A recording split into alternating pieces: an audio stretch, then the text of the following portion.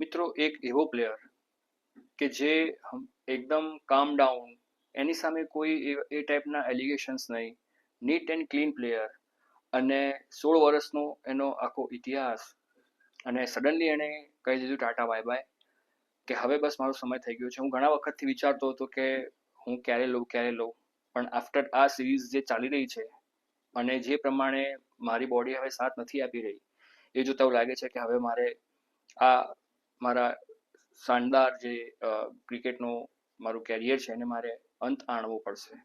મિત્રો, વાત કરીએ ન્યુઝીલેન્ડના દિગ્ગજ, લેજન્ડ અને ઓલવેઝ સેલ્યુટેબલ પ્લેયર હોય તો કેન વિલિયમસન. મિત્રો, કેન વિલિયમસનનું નામ કહીએ ને તો એક એવો વ્યક્તિ કે એનો કોઈ હેટર્સ જ નથી.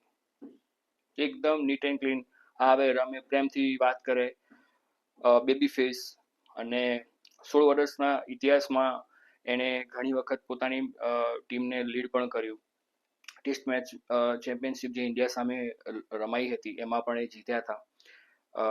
શાનદાર પ્લેયર દોસ્તો. અને જે પ્રમાણે એમણે રિટાયરમેન્ટ લીધું છે એ એકદમ શોકિંગ હતું વર્લ્ડ ક્રિકેટ માટે. કેમ કે આવો પ્લેયર કે જેને અત્યારે જેમ વિરાટ કોહલી ઇન્ડિયન ટીમ માટે કેટલો અથવા ઇન્ડિયન ક્રિકેટ માટે કેટલો ઇમ્પોર્ટન્ટ છે, એમ ન્યુઝીલેન્ડના જે ક્રિકેટ કલ્ચર માટે કદાચ એક બુક લખાશે તો એમાં ફર્સ્ટ નામ આનું કેન વિલિયમસનનું હોઈ શકે. એકદમ નીટ એન્ડ ક્લીન પ્લેયર દોસ્તો. અને ટેકનિકલી સરસ, કવર ડ્રાઈવ, સ્ટ્રેટ ડ્રાઈવ, ઓફનો સરસ પ્લેયર, અને સડનલી આવી રીતે લીધું. એ જો કે લાગતું જ હતું જે પ્રમાણે એ અમુક મેચો નહોતો રમતો અને વિથડ્રોંગ કરતો હતો, એ પરથી જ લાગતું હતું કે હવે એ બહુ આ બધા ટીમના સાથે રમી શકે એવું લાગતું નથી. કેમ કે હવેની ટીમને થોડી આક્રમક શૈલી સાથેના બેટ્સમેન જોઈતા હોય છે. અને આ જે વસ્તુ થઈ એના પરથી એવું લાગે છે કે એમણે વર્લ્ડ કપના એક્ઝેક્ટ વર્ષ પહેલા જે આ વસ્તુ કરી, જે વન ડે વર્લ્ડ કપ આવી રહ્યો છે, જેના કારણે ન્યુઝીલેન્ડના જે સચિન રવિન્દ્ર જેવા પ્લેયરો છે એ હવે ઉભરીને બહાર આવી શકશે. કદાચ એમની ખોટ 100% આમ કહી શકાય ને ખાલશે, પણ આના જેવો પ્લેયર ન્યુઝીલેન્ડ ક્રિકેટમાં બહુ રેરલી જોવા મળે છે. આવો એક પ્લેયર હતો રોસ ટેલર, સ્ટીફન ફ્લેમિંગ. કદાચ એવા પ્લેયરની શ્રેણીમાં કેન વિલિયમસનને મૂકી શકાય. મિત્રો, વાત કરીએ એમને કેરિયરની તો 110 ટેસ્ટ મેચમાં 9,515 રન માર્યા છે, જેમાં 38 હાફ સેન્ચુરીઝ છે, 33 સેન્ચુરીઝ છે, અને એવરેજ તો જુઓ 54ની એવરેજ દોસ્તો. કદાચ ન્યુઝીલેન્ડના જે ટોપ 5 ક્રિકેટર્સ હશે ને એમાં કેન વિલિયમસન 100% હોવો જોઈએ. એનો ઓડીઆઈ રેકોર્ડ પણ એના જેવો જ જોરદાર છે. ઓડીઆઈ રેકોર્ડની વાત કરીએ તો 7,256 રન, 175 મેચ, 48.69 એની એવરેજ છે દોસ્તો. એટલે નિયરલી 49-50 એવરેજ કહી શકાય. બહુ જોરદાર કહેવાય.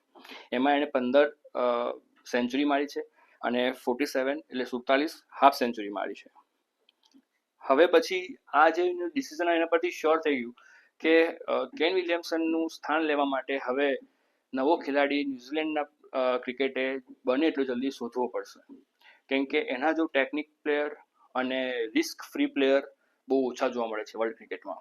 દોસ્તો, વર્લ્ડ ક્રિકેટમાં આના રિટાયરમેન્ટ પછી એક મોટો શોક લાગી શકે છે ક્રિકેટ ફેન્સમાં, એ સ્પેશિયલી ટેસ્ટ ક્રિકેટમાં. કેમ કે ટેસ્ટ ક્રિકેટમાં ઓલરેડી સુપરસ્ટાર્સ ઓછા છે.